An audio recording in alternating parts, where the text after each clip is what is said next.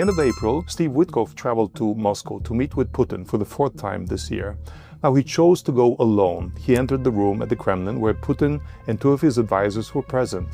And there was only one other person sitting on the other side of the table. It was a woman. Witkoff turned to her, pointed at her and said, "Interpreter?" Interpreter? She said, "Mm-hmm." He followed with a question, "From the embassy?" From the embassy.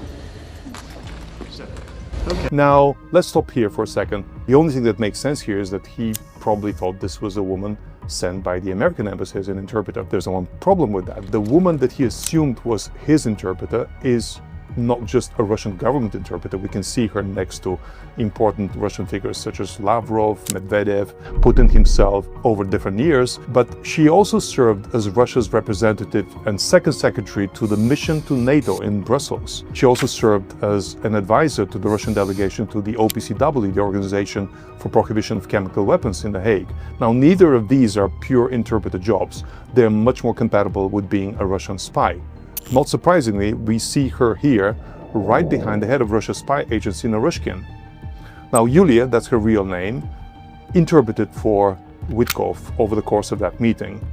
The problem with that is this was not just dinner chit-chat. This was a serious negotiation where the stake was the lives of hundreds and maybe millions of people.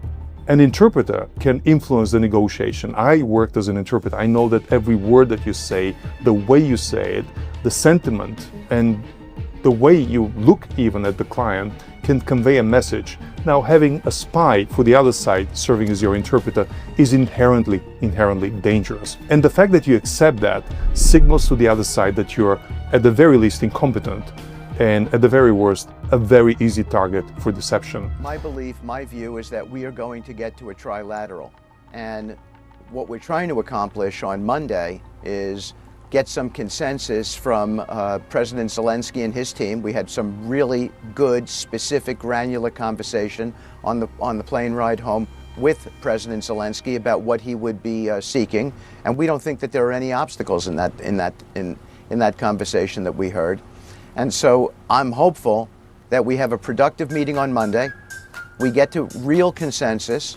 We're able to come back to the Russians and push this peace deal forward. And get it done and stop the killing.